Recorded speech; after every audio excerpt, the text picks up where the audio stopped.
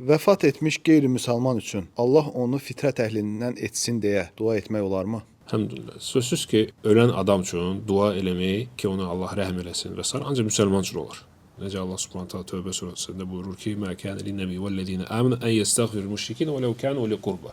Yəni peyğəmbərə və möminlərə yaraşmaz, düzgün deyil ki, onlar ölən müşrik üçün istiğfar dua eləmək. Yəni Allah onu bağışlasın. Hətta onların yaxın qovumları olsa. Ona görə necə bəzi təfsirlərdə gəlir, bu ayə Əbu Talib üçün nazil olmuşdu. Əbu Talib Peyğəmbər sallallahu əleyhi və səlləm əmisi, çox sevdiyi əmisi.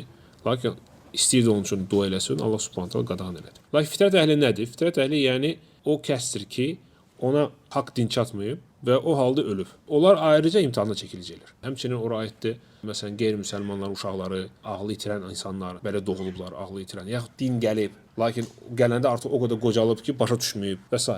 Lakin ona dua eləmək ki, onu fitrət əhlindən eləsin, sən elə bir ki, indiki onun hökmünü dəyişdirmək istəyirsən. Bu, əgər insan qeyri-müsəlman ölübsə, sən elə bir ki, dəyişdirmək istəyirsən ki, onu fitrət əhlindən elə. Çünki fitrət əhli başqa, kafir başqa. Yəni onlar fərqlənir ümumən. Düzdür, fitrət əhli ümumi müsəlman deyil, kafirdir. Və lakin onun fitrət əhli olub olmamağı artıq keçdi. Sən indi heç onu dəyişdirə bilmərsən. Bu nəyə bənzərdir? Kafir ölür, sən desən ki, ya Rəbbi, onu müsəlman elə, müsəlman kimi öldür.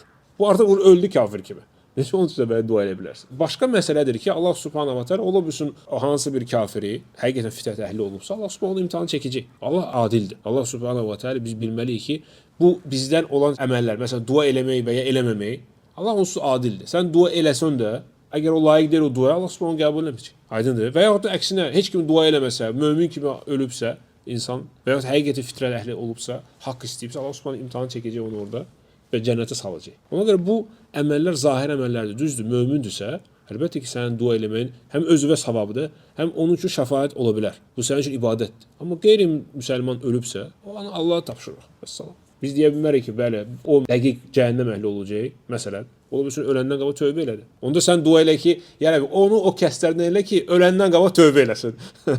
Sən belə də ola bilər də, sən bilmirsən axı. Bu axı artıq keçib. Ona görə artıq keçən şey üçün sən indi dua elə bilmərsən. Aydındır, bu bütün məsələlərə aiddir. Bu artıq keçib. Bu ona görə duada qardaşlar belə bir anlayış var. El-i'tida fi dua. Yəni duada həddini aşmaq. O həddi aşmaq çoxdur. Məsələn, eyni tutaq ki, kafir üçün öləndən sonra dua etmək o həddi aşmaqdandır. Və həmçinin mümkün olmayan şeyi tələb eləmək. Məsələn, dua edirsən ki, ya Rəbbi, mənə məsələn övlad ver evlənmədən. Qadınla olmadan mənə bir dənə övlad ver. Məsələn, bu hamısı həddi aşmaqdır. Mümkün olmayan şeydir. Bu da bir şeydir. Bu artıq keçib. Keçmişi dəyişdirmək mümkün olmayan şeydir. Məsələn, dua edirsən ki, ya Rəbbi, belə elə ki, mən tutaq ki, başqa ölkədə doğulum. Sən artıq doğulmusan. Sən necə onu istəyə bilərsən? Bu da ona bənzərdir. Yəni bu duada həddi aşmaqdır.